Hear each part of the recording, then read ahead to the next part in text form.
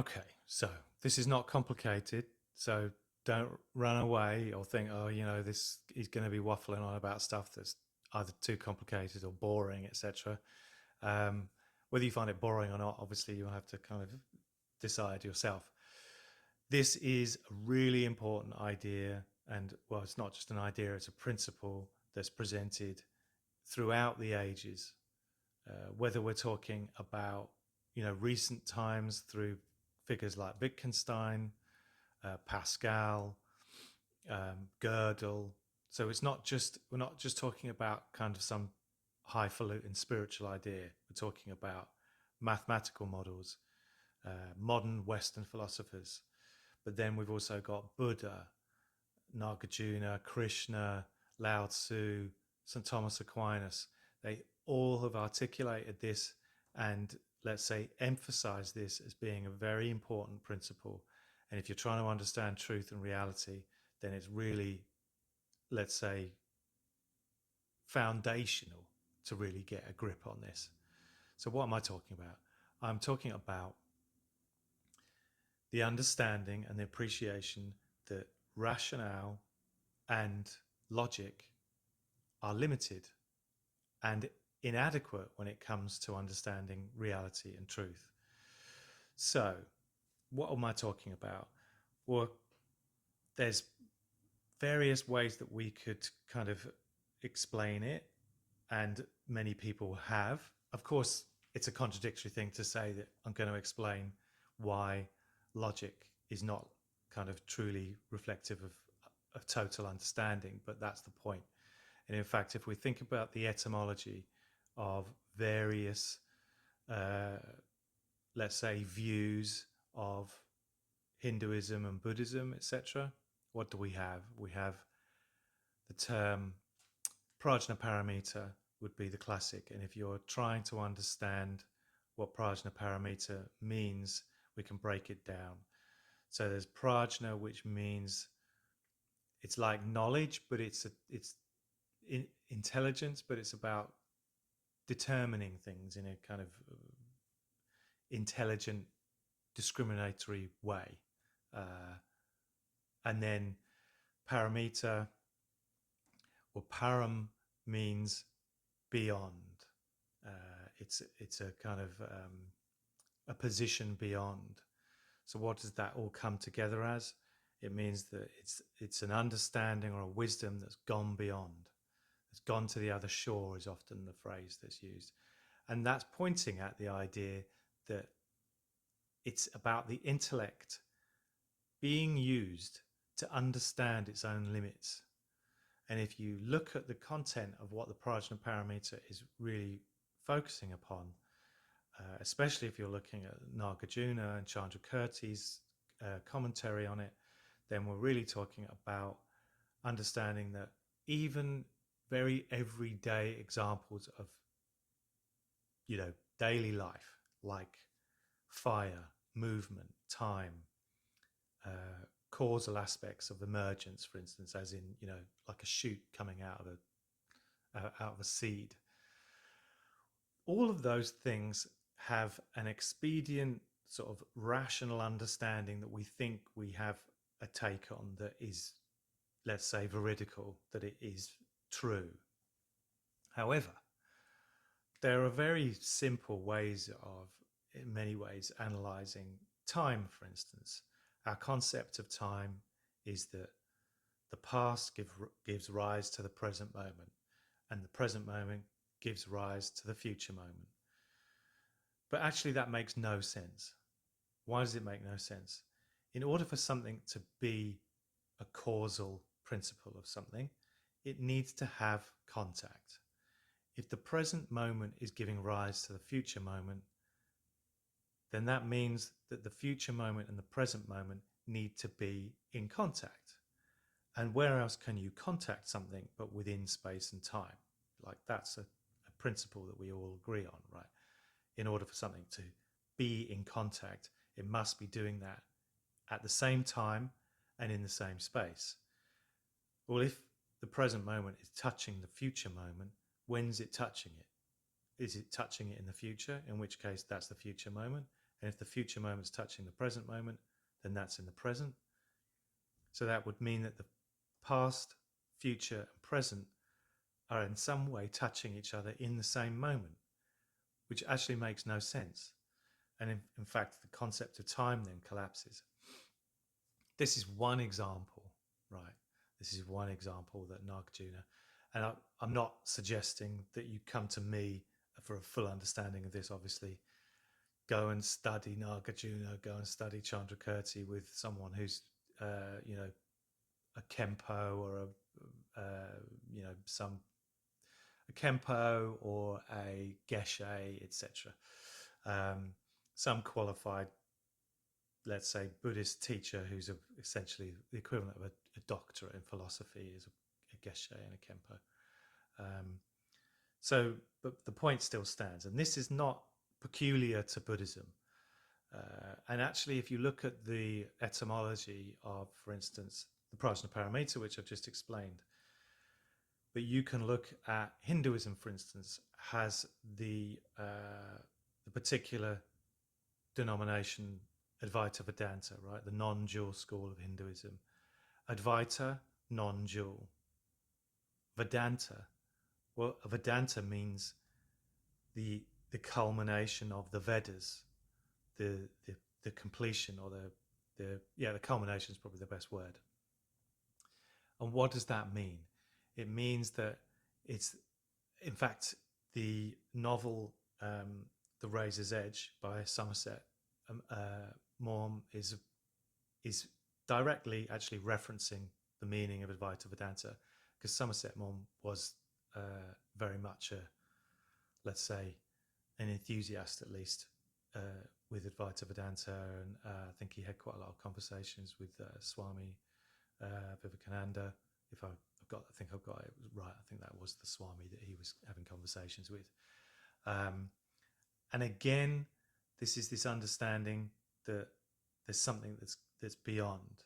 And if we look at the meaning of Mahamudra in Buddhism, Mahamudra means the Great Seal, meaning it's it's pointing towards, in order to understand the full system, you step outside of rationale and logic.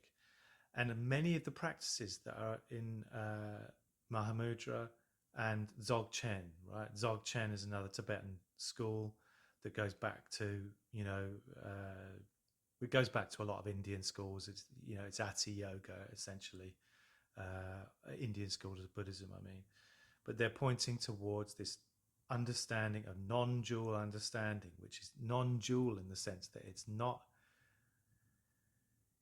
mereological. It's not rational, particular analysis of breaking things into parts. It's understanding the whole. And the only way that one can understand the whole is to step out of rationality. It's to step out of the analytical, intellectual analysis of things, because that's very useful in order to kind of, as I say, analyze.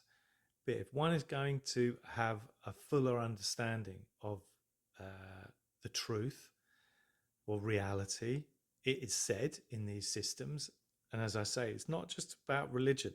It's Gödel points towards it, Wittgenstein points towards it, Pascal points towards it. It's kind of like if you're trying to relate to the whole through little details, how's that ever going to be possible? Trying to appreciate something I often describe to my clients is, a microscope is very useful for understanding parts and details of something. But you go to, some grandiose spot in the world, like, I don't know, Arizona, you go to like Grand Canyon, or you go to the Amazon. You'll never, doesn't matter how long you spend kind of tracing the microscope along different surfaces, you're never going to have an appreciation of what that place is in its fullest context with a microscope, right? You have to stand back. You have to let go of that clinging to detail.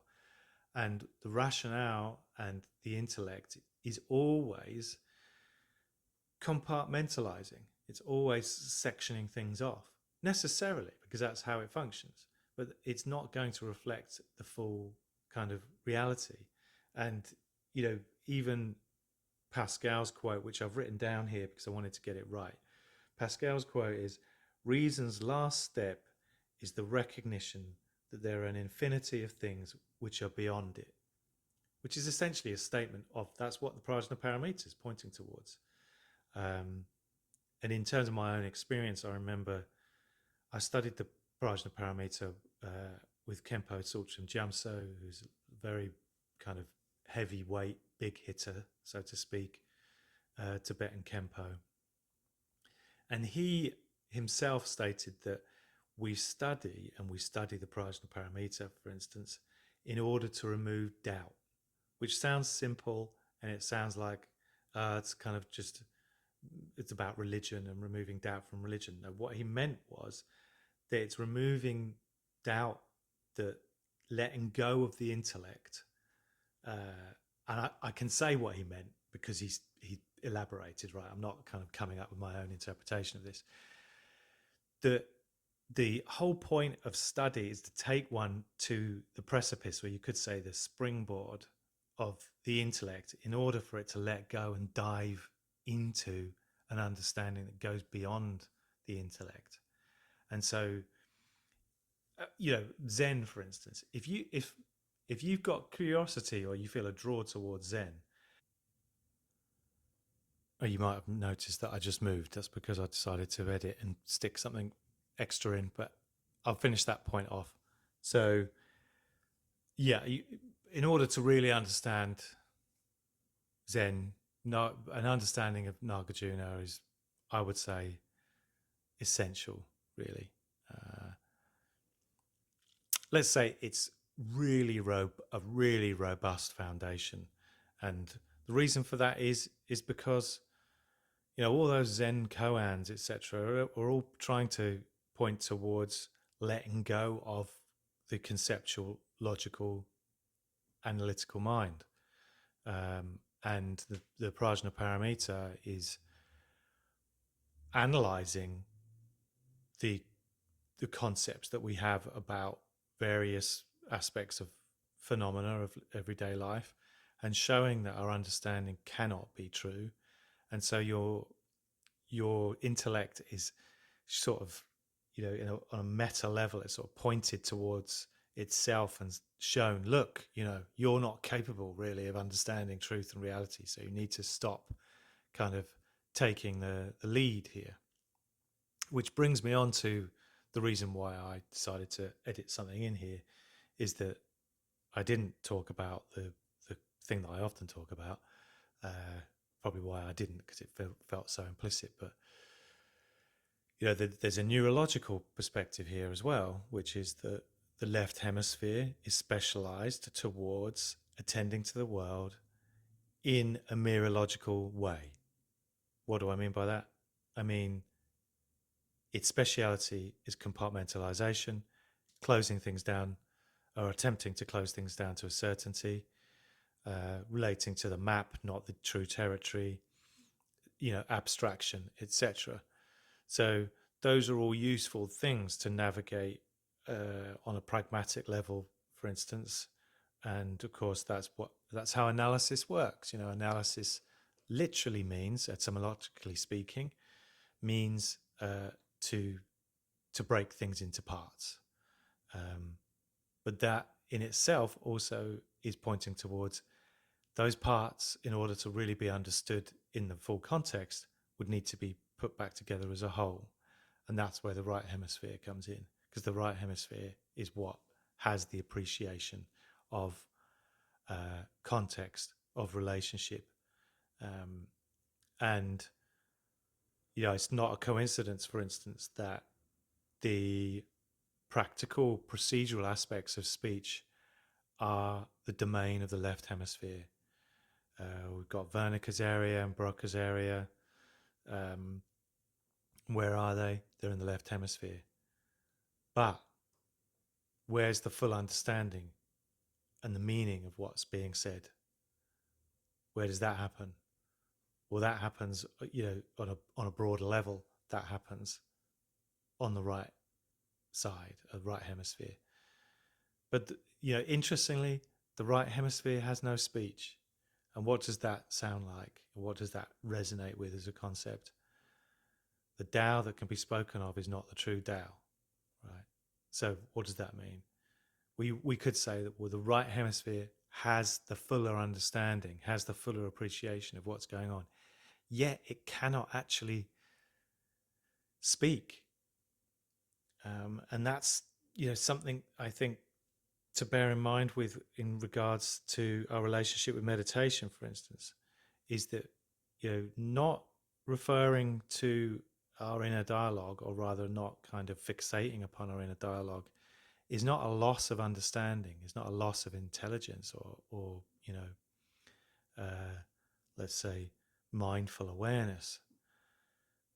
It's actually essential to give that kind of responsibility back to a right hemispheric kind of approach, let's say, to have that fuller way of being.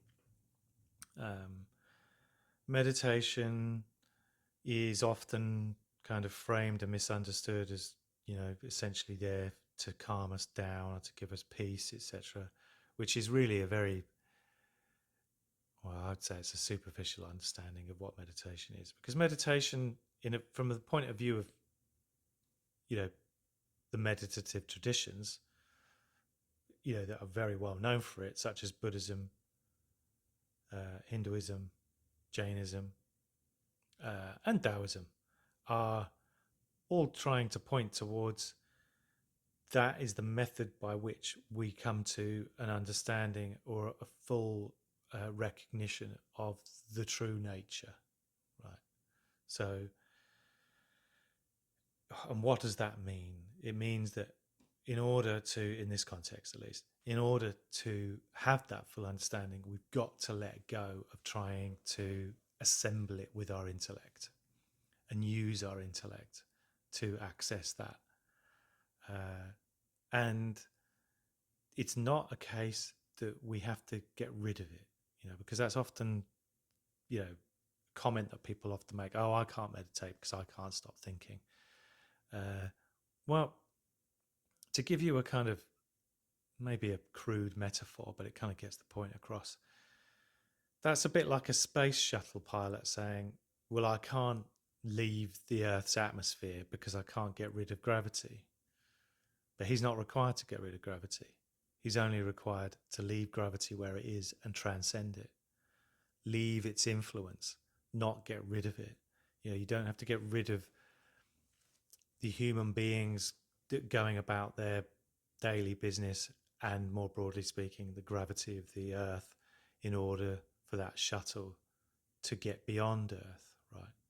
So you could equate let's say, our attention and our awareness can be brought to a place, metaphorically, figuratively speaking, a place that goes beyond the fixation upon intellectual processes.